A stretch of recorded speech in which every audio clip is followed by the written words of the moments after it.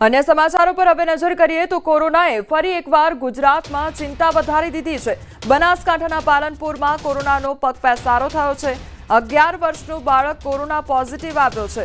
બાળકને તેના જ ઘરમાં આઇસોલેટ કરવામાં આવ્યો છે। ખાનગી હોસ્પિટલમાં સારવારમાં લક્ષણો દેખાયા હતા। ગુજરાતમાં કોરોનાના કેસોની સંખ્યા હવે 34 પર પહોંચી ગઈ છે।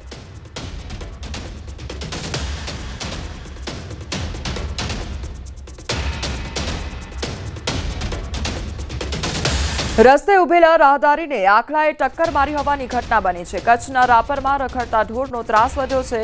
રાપરની બજારમાં આખલાનો આતંક સીસીટીવી કેમેરામાં કેદ થયો છે। રસ્તા પાસે ઉભેલા વ્યક્તિને આખલાએ અડફેટે લીધો હતો। દોડતા આખલાએ શિંગડા ભરાવી આધેડને ઉછાળ્યો હતો। શિંગડા ભેરવીને હવામાં ફંગોળી નીચે પટક્યો હતો। બનાવમાં આધેડને માથા સહિત ઘણા ભાગોમાં ટાંકા પણ આવ્યા છે। રખડતા ઢોરની સમસ્યા સામે સ્થાનિકોમાં ભારે રોષ જોવા મળી રહ્યો છે। તો આખલાનો આતંક જોવા મળી રહ્યો છે અને આધેડને આખલાએ અડફેટે લીધો હોય તે પ્રકારના દ્રશ્યો સામે આવ્યા છે। તો આખલા દ્વારા આધેડ પર હુમલો કરવામાં આવ્યો હતો, જેમાં આધેડ ઈજાગ્રસ્ત પણ થયા હતા। તો માથાના ભાગે તેમને ઈજાઓ પહોંચી હોય તે પ્રકારની ઘટના સામે આવી છે। અત્યારે આધેડ સારવાર હેઠળ છે। તો આખલાઓના આતંકને કારણે સ્થાનિકોમાં ભારે રોષ જોવા મળી રહ્યો છે।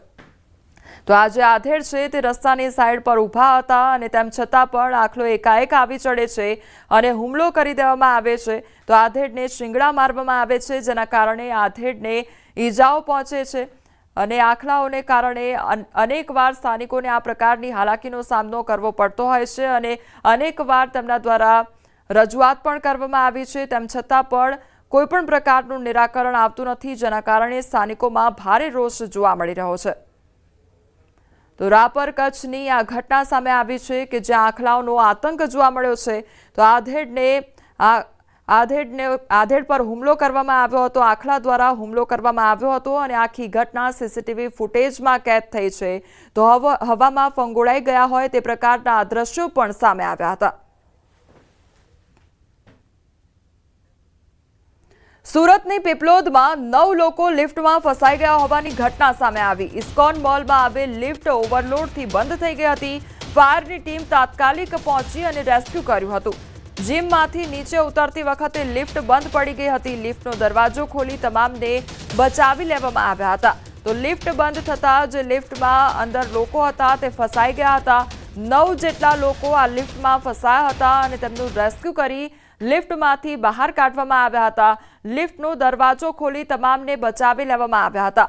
તો 9 જેટલા લોકો લિફ્ટમાં ફસાયા હોવાની ઘટના સામે આવી હતી અને આ જે લિફ્ટ હતી તે જીમમાંથી નીચે ઉતરતી વખતે લિફ્ટ બંધ પડી ગઈ હતી અને ત્યારબાદ રેસ્ક્યુ ટીમને સંપર્ક કરવામાં આવ્યો હતો અને તેમના દ્વારા રેસ્ક્યુ કરવામાં આવ્યું અને જે 9 જેટલા લોકો લિફ્ટમાં ફસાયા હતા તેમને દરવાજો ખોલીને બહાર કાઢવામાં આવ્યો હતો।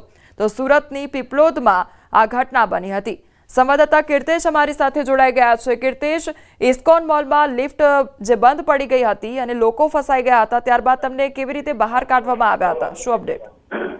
બિલકુલ, સુરતના ડુમસ પેટ્રોલ રોડ પર આવેલું છે ઇસ્કોન મોલ અને ઇસ્કોન મોલમાં આવેલા જીમમાં કસરત કરવા ગયેલા લોકો જયારે લિફ્ટમાંથી નીચે ઉતરતા હતા ત્યારે ચોક્કસપણે કહી શકાય કે અચાનક લિફ્ટ બંધ થઈ ગઈ હતી, જેને લઈને લિફ્ટમાં રહેલા 9 લોકો ફસાયા હતા। તાત્કાલિક ઘટનાની જાણ ફાયર વિભાગને કરવામાં આવતા ફાયર વિભાગનો સ્ટાફ ઘટના સ્થળે દોડી આવ્યો હતો અને તમામ લોકોને રેસ્ક્યુ કરી બહાર કાઢવામાં આવ્યા હતા। કહી શકાય કે આ 3 થી 4 માળનો જે મોલ છે તે ખૂબ બંધ થઈ ગયો છે। માત્ર આ મોલમાં જીમ ચાલી રહ્યું છે અને જીમ કરવા આવેલા લોકો જીમથી કસરત કરી ઉતરતા સમયે લિફ્ટમાં ફસાયા હતા। જો કે તમામનો ચમત્કારી બચાવ થયો છે, કોઈ જાનહાનિના સમાચાર નથી। ઘટનાની જાણ થતા 108 સહિત પોલીસનો કાફલો તાત્કાલિક ઘટના સ્થળે દોડી જઈ આ મામલે વધુ તપાસ શરૂ કરી છે। જી કીર્તેશ, સમગ્ર માહિતી બદલ આપનો આભાર।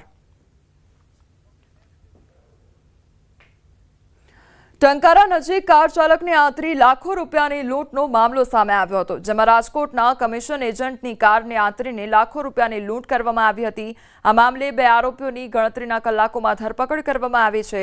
ઉલ્લેખનીય છે કે રાજકોટ મોરબી હાઈવે પર ટંકારા નજીક તસ્કરોએ ફિલ્મી ઢબે લૂંટને અંજામ આપ્યો હતો।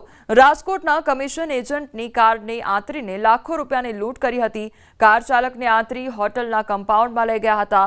તો કારમાંથી અંદાજે 80 થી 90 લાખની લૂંટ કરી ફરાર થયા હતા। અલગ અલગ 2 કારમાં આવેલા શખ્સોએ લૂંટ ચલાવી હતી। લૂંટની જાણ થતાં જ પોલીસે મોરબી જિલ્લામાં નાકાબંધી કરી હતી અને તપાસ પણ હાથ ધરી હતી।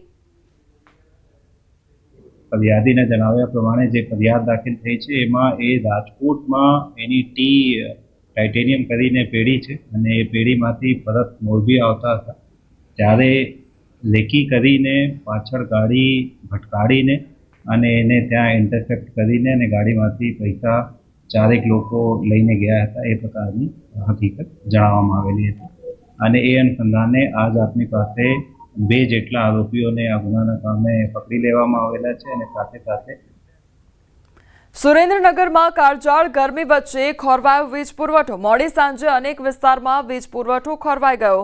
અંદાજે 6 કલાક સુધી વીજ પુરવઠો બંધ રહ્યો હતો। સ્થાનિકોએ પીજીવીસીએલની કચેરીમાં હલ્લાબોલ કર્યો હતો। કર્મચારીઓ દ્વારા યોગ્ય જવાબ ન આપ્યાનો આક્ષેપ પણ તેમના દ્વારા કરવામાં આવી રહ્યો છે।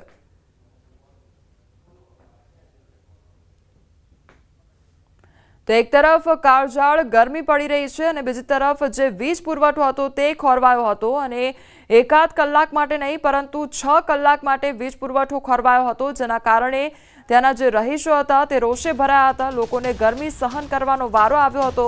બીજી તરફ જે વીજ પુરવઠાના અધિકારીઓ છે તેમના દ્વારા યોગ્ય જવાબ પણ આપવામાં ન આવ્યો।